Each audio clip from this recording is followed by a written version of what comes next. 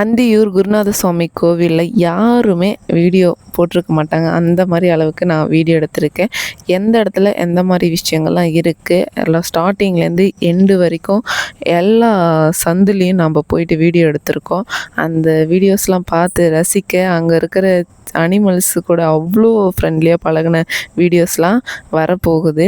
பார்த்து என்ஜாய் பண்ணுங்கள். ரியா ஹார்ட் சேனலில் நீங்கள் ஃபஸ்ட் டைம் பார்க்குறீங்கன்னா மறக்காமல் சப்ஸ்கிரைப் பண்ணிக்கோங்க, பெல் ஐக்கானும் கிளிக் பண்ணிக்கோங்க.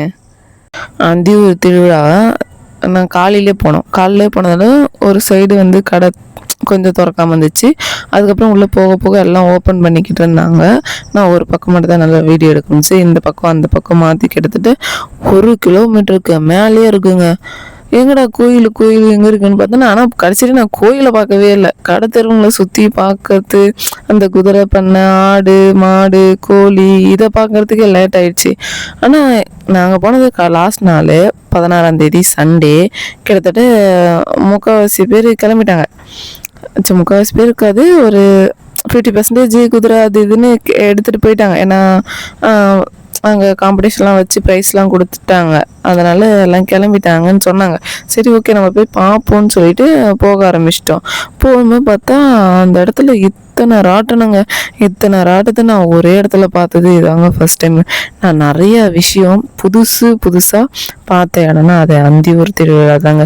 இப்படி ஒரு திருவிழாவை இத்தனை வருஷம் நமக்கு தெரியாமல் போச்சே அப்படின்னு இருக்கு. நெக்ஸ்ட் டைம் என் ஃபேமிலியை கூப்பிட்டு வரணும் இந்த திருவிழாவுக்கு அப்படி ஒன்று. ஆனால் கூட்ட நெரிசல் சரியான நெரிசலுங்க. காலையிலே போன குத்தம் அங்கே டிராஃபிக் எதுவுமே இல்லை, விட்டுட்டாங்க வண்டியை. ஆனால் ரிட்டன் வரும்போது நாங்கள் பட்ட கஷ்டம் அதுவும் நான் வீடியோ எடுத்திருக்கேன். கண்டினியூஸாக பாருங்கள் வீடியோவை ஸ்கிப் பண்ணாமல். சந்துக்கு சந்து ஒரு இடத்துலையும் ஒரு விஷயம் வந்து ஃபேமஸாக இருந்துச்சு.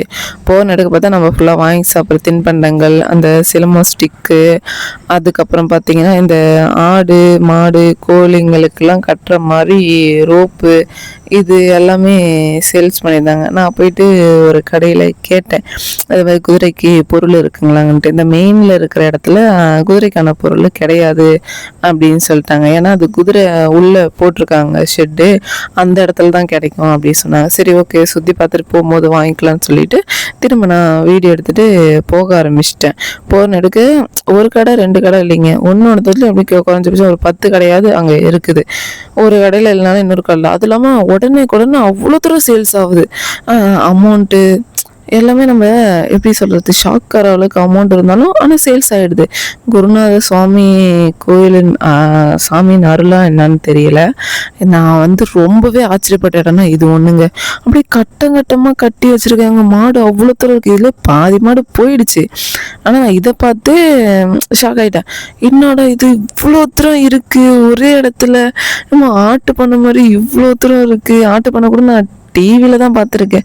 எனக்குலாம் இதை பார்க்கும்போது அவ்வளோ சந்தோஷமாக இருந்துச்சு. இவ்வளோ விஷயத்த ஒரே இடத்துல பார்க்குறதுக்கு வாய்ப்பு கிடைச்சி. நான் வந்து டிஸ்ட்ரிக்டாக போயிட்டு ஹார்ஸ் ஃபார்மை விசிட் பண்ணதுக்கு எல்லா டிஸ்ட்ரிக்கும் சேர்ந்து ஆடு மாடு கோழி எல்லாமே ஒரே இடத்துல பார்க்கணும். அது அந்தியூர் திருவிழா மட்டும்தான். டிஃப்ரெண்ட்டாக அப்படி சொல்கிறது ரகரகமாக அந்த மாதிரி இருந்துச்சு. அதுக்கப்புறம் அடுத்த சந்துக்கு கோயிலேருந்து ஸ்ட்ரைட்டாக போனோம். லாஸ்ட் ஏஜில் பார்த்தீங்கன்னா அந்த மாட்டு பண்ணை கட்டமாக ஏகப்பட்ட மாடு இருந்துச்சு. அது மட்டும் இல்லைங்க, இன்னும் ஏகப்பட்ட இடத்துல இருக்கு. வீடியோ ஸ்கிப் பண்ணாமல் பாருங்கள். இது வந்துட்டு அந்த பைக்கு கார்லாம் ஓட்டுவாங்க இல்லைங்களா, இந்த இடத்துல சரி போகும்போது நம்ம பார்க்கலாம், இப்போ காலையிலே ஓப்பன் பண்ண சொல்லிட்டு நினச்சிட்டு நான் போனோம். ஆனால் கடைசியில் பண்ணவே இல்லை. ஏன்னா அதுக்கான நேரம் கிடைக்கல, சிக்னலும் இல்லை, ஃபோனு சார்ஜு அதெல்லாம் இல்லை. நீங்கள் போனீங்கன்னா பவர் பேங்க் கொண்டு போயிடுங்க, சார்ஜர் கொண்டு போயிடுங்க வீடியோஸ் எடுக்கிறதுக்கு. வெயில் அதுமா கொளுத்து தள்ளுருச்சு. குதிரையை பாருங்க அப்படியே நிற்கிது. ஐயோ எனக்கு எல்லா குதிரையும் போயிட்டு அப்படி பேசணும், ஃபோட்டோ எடுக்கணும் ஆசை. ஆனால் 1 2 1 2 3 ஒரு 10 கூட பரவாயில்லைங்க. ஏகப்பட்ட குதிரைகிட்ட எப்படி தான் போயிட்டு எடுக்க முடியும் சொல்லிட்டு அப்படியே மொத்தமாக வீடியோ எடுத்துகிட்டு போயிட்டேன். வரும்போது இந்த வண்டி ஒன்று பார்த்தேன், அழகாக இருக்கப்பா, இதெல்லாம் நம்ம எங்கே போய் பார்க்க முடியும், எல்லாமே ஒரே இடத்துல பார்க்கணும். திரும்ப சொல்லுவோம் அது அந்தியூர் மட்டும்தான். அப்புறம் குட்டி மாடுங்க ஒரு இடத்துல அங்கே மாட்டை பண்ண பார்த்தோமா, அது மட்டும் இல்லை, எங்கள் குதிரை மாடு இருக்கிற இடத்துல ஆடு, இந்த மாதிரி கோழிங்க புறாக்கள், இந்த கோழியும் அழகாக இருந்துச்சு. எனக்கு சொல்ல வார்த்தையே இல்லைங்க. அதாவது நேரில் போயிட்டு பார்க்கும்போது அதோட அழகை ரசிக்கும் போது வர சந்தோஷமே வேற லெவலு. எத்தனை பேருக்கு இந்த வாய்ப்பு கிடைச்சி, எத்தனை பேர் இந்த இடத்துக்கு போயிருப்பீங்க. இந்த ஆடு பாருங்க க்யூட்டாக இருக்குல்ல. அந்த ஆடுக்கிட்ட நானும் போயிட்டு கையை கொடுத்தேன். கிட்ட ஒரு மண்ட்டு வாடான்னு வரவே இல்லை. அப்புறம் லைட்டாக மோந்து பட்டு ஓடி போச்சு. நல்லா தாடிலாம் வச்சுக்கிட்டு நல்லா க்யூட்டாக இருக்குது. அதுக்கப்புறம் நான் ஃபுல்லாக அங்கே இருக்கிற ஆடுங்கள்லாம் வீடியோ எடுத்தேன். நல்லா அங்கே என்னமோ ஒரு அந்த மரத்தூள் மாதிரி போட்டிருந்தாங்க, அது சாப்பிட்டுட்டு இருந்துச்சு. அதுக்கப்புறம் பார்த்தா அந்த ஃபேமஸ் அந்தியூரில் இந்த இடம் ஹார்ஸ் ரைடிங் நிறைய சாகசம் பண்ண இடம் நிறைய நானும் வந்து பார்த்துட்டேன் அப்படின்னு சொல்லிட்டு இருந்துச்சு. ரைடிங் பண்ணுறதுக்கு தான் முடியாமல் போச்சே அப்படின்னு சொல்லிட்டு ஃபீல் பண்ணிக்கிட்டே சரி அடுத்தது வீடியோ எடுப்பலான்னு வந்தேன். இங்கே பாருங்கள் சேட்டை பண்ண குதிரைங்க மழை பெஞ்சு நனைஞ்சுதான் இல்லை இது யூரின் போயிட்டு நனைஞ்சு அங்கே உருந்து பிறண்டு எழுந்து நிற்கிற அந்த அழுக்கூட நிற்கிறத பார்க்கும்போது இந்த குழந்தைங்க ஞாபகம் தான் வரும் இல்லைங்களா. அதுக்கப்புறம் இந்த பக்கம் வந்துன்னா பார்த்துங்க அப்படியே பாகுபலி அந்த அளவுக்கு. ஆனால் பாகுபலி எரும மாடுமே அங்கே இருந்துச்சு. ஆனால் என்னால் நேரில் போய் அங்கே பார்க்க முடியல, ஏன்னா நான் அதை கேட்கல. ஏன்னா மற்றதை சுற்றி பார்க்கறதுக்கு எனக்கு நேரம் பத்தாமல் போனதால பாகுபலியை போயிட்டு நான் என்னால் பார்க்க முடியல. ஏன்னா வீடியோ ஃபுல்லாக அவ்வளோ தூரம் பார்த்துட்டேங்க. சரின்ட்டு சரி அங்கே போக தேவையில்லன்னு சொல்லிட்டு மற்றதெல்லாம் போக ஆரம்பிச்சிட்டேன். வெயில் வர தாங்க முடியல. அதுக்கப்புறம் நான் போகும்போதே பர்ஃபி வாங்கிட்டு போனேன். எங்கள் ஊர் சைடில் மலட்டை கேக்குன்னு சொல்லுவாங்க. எல்லா குதிரைக்கும் அவங்க ஓனர்கிட்ட கேட்டுட்டு பழக்கப்பண்ண எல்லாமே வந்து நம்ம சேஃப்டி தான் பார்த்தாங்க. ஏன்னா நிறைய பேர் குதிரையை பற்றி தெரியாது, கடிச்சிரும் உதச்சிரும்னு சொல்லிட்டு இருங்கம்மா அப்படின்னு சொல்லிட்டு ஒரு ஆளை கூப்பிட்டு பக்கத்தில் நிற்க வச்சு ஃபோட்டோ எடுத்து அது இது ஹெல்ப் பண்ணாங்க. நான் சொன்னேன் இல்லைங்க எனக்கு ஹார்ஸை பற்றி தெரியும், நானே மெயின்டைன் பண்ணிக்கிறேன், தேங்க்ஸுங்க, அலோவ் மட்டும் பண்ணால் போதும் அப்படின்னா. அதுக்கப்புறம் சுற்றி பார்த்துட்டு வெளியே வரும்போது குட்டி குட்டியாக இருந்துச்சு. நான் வந்து என்ன நினச்சேன் குதிரை குட்டியாக இருக்குமோ அப்படின்னு பார்த்தா கழுது குட்டிங்க. நான் ஃபஸ்ட் டைம் கழுது குட்டிங்க தான் பார்த்தா புசு புசுன்னு எப்படி சொல்கிறது நாய்க்குட்டி இந்த புஸ் புஸ் நாய்க்கும் அந்த மாதிரி இருந்துச்சு. அது முடியெல்லாம் வந்து அவ்வளோ சாஃப்டாக இருந்துச்சு. நான் அப்புறம் அங்கே இருக்கிற அண்ணாட்ட கேட்டேன், நீங்கள் வளர்க்குறீங்களா, எவ்வளோ நாளாக வளர்க்குறீங்க அப்படின்னு கேட்டேன். இல்லை நாங்கள் இங்கே இப்போ தான் இங்கே வாங்கியிருக்கோம்னு சொன்னாங்க. அமௌண்ட் எவ்வளோ கேட்டால் 51,000க்கு ரெண்டுத்தையும் சேர்த்து வாங்கியிருக்காங்க. அதை அவுத்து வேறு இடத்துல கட்டுறதுக்காக கொண்டு போனாங்க. கொடுங்க நான் கொண்டு போகிறேன் அப்படின்னு சொல்லிட்டு கொண்டு போனேன். சரி தூக்க முடியுமான்னு பார்த்தேன், தூக்கி பார்த்தேன். சூப்பராக இருந்துச்சு. அதை மூஞ்ச பாருங்களேன் எவ்வளோ க்யூட்டாக இருக்கு இல்லைங்களா. அதுக்கப்புறம் அதை தூக்கி வச்சு அது கொஞ்சம் அதை முடிய நல்லா புஸ் புஸ்ன்னா அது வந்து குட்டியாக இருக்கும்போது மட்டும்தான் முடி வந்து அப்படி புஸ் புஸ்னு இருக்குமா. வளர்ந்துச்சுன்னா அவங்க அம்மா மாதிரி வந்துடுமா. அவங்க அம்மாவுமே அழகாக இருந்துச்சு. கழுதை அதுவும் நான் ஃபஸ்ட் டைமுங்க, நிறைய பேர் பார்த்துருக்க மாட்டீங்க, வேறு லெவலாக இருந்துச்சு. அதுக்கப்புறம் பார்த்திங்கன்னா மாட்டு வண்டி, குதிரை வண்டி, எல்லாமே குதிரை வண்டிங்க. ஏகப்பட்ட வண்டிகள் அங்கே இருந்துச்சு. விதவிதமாக ரகரகமாக எல்லாமே ஒரே இடத்துல. அது வண்டி ஒரு திருவிழாவில் பார்க்கறதுக்கு எனக்கு ஒரு வாய்ப்பு கிடைச்சிது. அந்த பெருசாக ஒரு வண்டி பார்த்தீங்கன்னா அது வந்து மாடு கட்டுறதுக்கு தானே, இந்த நிழலாக உட்கார வச்சு கூட்டு போகிறதுக்காக அப்படி சொல்லி சொன்னாங்க. அது மாடு தான் கட்ட முடியுமா, மற்றதெல்லாம் மாடு குதிரை அப்படி கட்டிக்கலாம். சில இதில் மட்டும் குதிரை மட்டும்தான் கட்ட முடியும் அப்படின்னு சொல்லிட்டாங்க. இவ்வளோ விஷயத்த இவ்வளோ நாள் தெரியாமல் மறைச்சி வச்ச மாதிரி இருந்துச்சு. அதுக்கப்புறம் அங்கே இருக்கிறவங்கள்ட்ட கேட்டு நானும் ஃபோட்டோ எடுத்தேன். அங்கேருந்து இந்த பக்கம் வந்த பிறகு குட்டி குட்டி பசங்க இந்த குட்டி குதிரையை குளிப்பாட்டிக்கிட்டு இருந்தாங்க. சும்மா அப்படியே அவங்கள்ட்ட பேசிட்டு ஜாலியாக அவங்க அப்புறம் அந்த குதிரைக்கு பின்னாடி லைட்டாக பெயினாக இருக்குன்னு சொல்லிட்டு அந்த பையன் அதை தடவி பார்த்து கரெக்டாக அங்கே தண்ணி ஊற்றி இது பண்ணாங்க. அப்படியே நானும் தொட்டுட்டு வந்துட்டேன். அழகாக குளிப்பாட்டுறாங்க இல்லைங்களா, குழந்தைய குளிப்பாட்டுற மாதிரி. அதெல்லாம் பார்க்க கொடுத்து வச்சுருக்கணும். அடுத்த முன்னாடி சொன்னேன் இல்லைங்களா ஒரு மாட்டு பண்ணை, அதை தவிர்த்து இங்கே பாருங்கள் வீடியோ எடுக்கிறதுக்காக வண்டியை மாட்டுக்குள்ளெல்லாம் விட்டு கொண்டு போயாச்சு. ஆனால் மாட்டுக்கு எந்த விதமான இடையூறும் இல்லாமல் பத்திரமா நாங்களும் சேஃப்டியாக மாடுங்களும் சேஃப்டியாக இருக்கிற மாதிரி போயாச்சு. இந்த பக்கம் பார்த்தாலும் சோன்னு மாட்டு, அந்த பக்கம் பார்த்தாலும் சோன்னு மாடு. அந்த மாதிரி எந்த பக்கம் பார்த்தாலும் அவ்வளோ மாடுங்க. இவ்வளோ மாடு எங்கேருந்து தாப்பா கொண்டு வரீங்க, எந்தெந்த ஊர்லேருந்து தான் வந்துச்சு அப்படிலாம் கேட்கணும்னு தோணுச்சு. ஆனால் நான் அடிக்கிற வெயிலில் சுத்தமாக முடியல. அதனால் அப்படியே பொதுவாக வீடியோ எடுத்துக்கிட்டே போக ஆரம்பிச்சிட்டேன். அங்கே இருக்கிற மாடுகள்லாம் நின்று அவ்வளோ பேர் வேடிக்கை பார்த்தாங்க. சில பேர் வந்து வாங்குறதுக்கு வந்து வியாபாரம் பேசிட்டு. இந்த மாடுங்கள்லாம் ஒரே மாதிரி ஒரே லெவல் தான், குட்டி குட்டியாக இருக்குது. இந்த மாடெலாம் பாருங்கள் வயசான மாடு இருக்குது, வயசான மாடு தான் ஆனால் குட்டி கொண்டு இருக்குது. செம்மையாக இருந்துச்சு பார்க்குறதுக்கு. அதுக்கப்புறம் அங்கேருந்து வந்தோம். இப்போ வீடியோ பார்க்கும்போதே தெரியும், நம்ம வண்டியில் வரும்போதே தொடர்ந்து எவ்வளோ மாடுகள் இருக்குதுன்னு சொல்லிட்டு. இந்த பக்கம் இதுவும் ரூட் எப்படின்னா, அந்த மெயின் ரோட்டில் வந்தோம் இல்லைங்களா, அதுலேருந்து ரைட் சைடில் உள்ள குதிரை இருக்கிற இடத்துலேருந்து உள்ளே போகணும். உள்ளே போகும்போது இந்த மாதிரி மாடுங்கள்லாம் நீங்கள் பார்க்கலாம். உள்ளார அவ்வளோ இருந்துச்சு. அதை பார்த்துட்டு வரும்போது இந்த பக்கம் ஒரு பாப்பா வந்து ஹார்ஸ் ரைடிங் பண்ணாங்க. நான் போய் கேட்டேன். அப்புறம் எனக்கும் கொடுத்தாங்க. நானும் ஏறி உக்காந்து ரைடிங் பண்ண ஆரம்பித்தேன். இந்த குதிரை வந்து 10 மாதங்களாங்க. 10 மாதம் கன்சீவாக இருக்குது. எப்படிங்க கன்சீவாக இருக்கிற குதிரையை ரைட் பண்ணுறீங்க அப்படின்னு கேட்டேன். இல்லைங்க, நாங்கள் சேல்ஸ் பண்ணிட்டோம். பிள்ளைங்க ஃபீல் பண்ணாங்க, அதனால் கடைசியாக ரைட் பண்ணுறோம், வேறு யாருக்கும் ரைட் பண்ண கொடுக்குறதில்ல அப்படின்னு சொன்னாங்க. உண்மையாலுமே பெரிய மனசு. நான் போய் கேட்டதும் கொடுத்துட்டாங்க. அதுக்கப்புறம் அவங்க ரைட் பண்ண வீடியோலாம் காமிச்சாங்க. அந்த குதிரை நான் என்ன தப்பு பண்ணிட்டேன், ரைட் பண்ணும்போது எல்லாம் செக் பண்ணேன். பிட்டு நல்லா தான் இருந்துச்சு. அது எப்படி வந்து ஒரு பக்கமாக பிட்டு போச்சுன்னே தெரியலை. அந்த வீடியோ வந்து கொஞ்சம் ஜூம் பண்ணி காட்டுறேன் பாருங்கள்.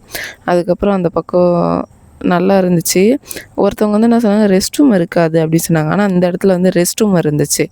பார்த்தேன். நான் ஒரு சில பேர்ட்ட கேட்டேன் எல்லா வசதியும் இருக்கான்ட்டு. ரெஸ்ட் ரூம் இல்லாத மாதிரி சொன்னாங்க. ஆனால் இருக்குது, பரவாயில்ல. ஆனால் இன்னும் எத்தனை இடத்துல இருக்குதுன்னு எனக்கு தெரில. இந்த ஹார்ஸ் வந்து என்னடா இது கண்ட்ரோல் ஆகாமல் ஒரு பக்கமாக இழுத்துட்டு போதே அப்படின்னு பார்த்துட்டு இருக்கும்போது தான் நல்லா நோட் பண்ணுங்க பாருங்கள். பிட்டு வந்து சுத்தமாக வெளியே வந்துடுச்சு, வாயில் வந்துடுச்சு. அது கயிறு மட்டும்தான் வாயில் இருக்குது. இது தெரியாமையே நான் வந்து ரைட் பண்ணிக்கிட்டு இருந்திருக்கேன்.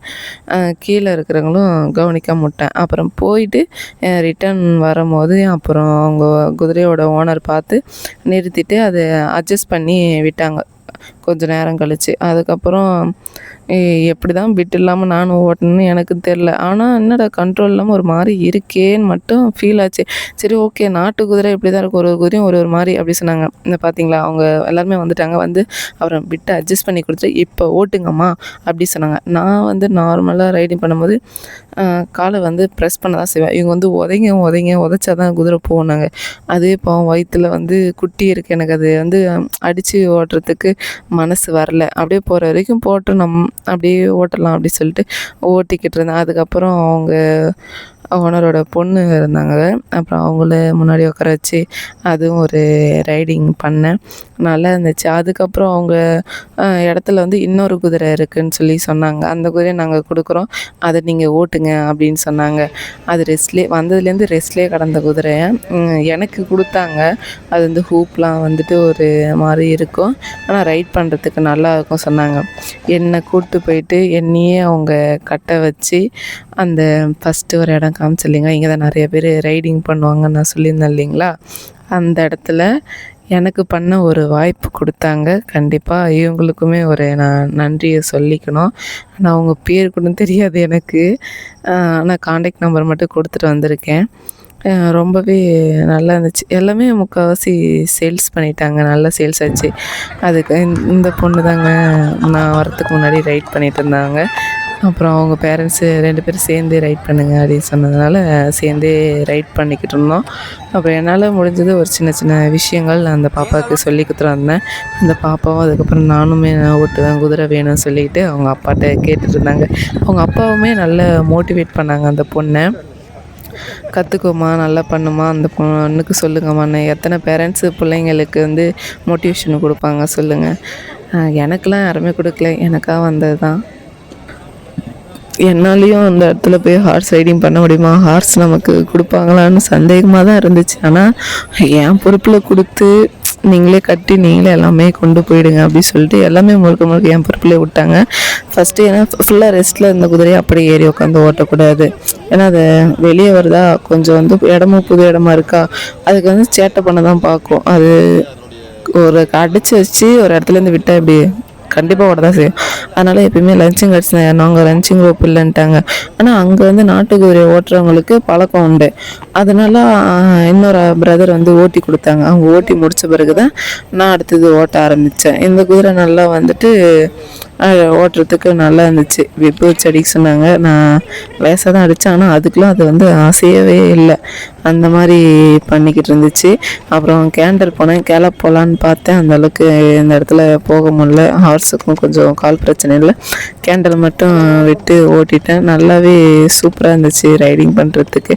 நம்ம ரைடிங் பண்ணுறத பார்க்க அவ்வளோ பேர் எங்கேருந்து கூட்டம் வந்துச்சுன்னே தெரியல. நான் உள்ளே போகும்போது யாரும் இல்லை. ரைடிங் முடிச்சு இறங்குறதுக்குள்ளே பார்க்குறேன் அவ்வளோ க்ரௌடு.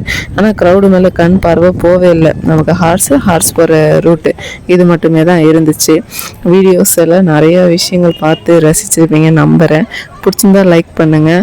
நெக்ஸ்ட் இயர் நான் கண்டிப்பாக அட்வான்ஸாகவே போகிறதுக்கு ட்ரை பண்ணுவேன் இந்த ஒரு திருவிழாவுக்கு.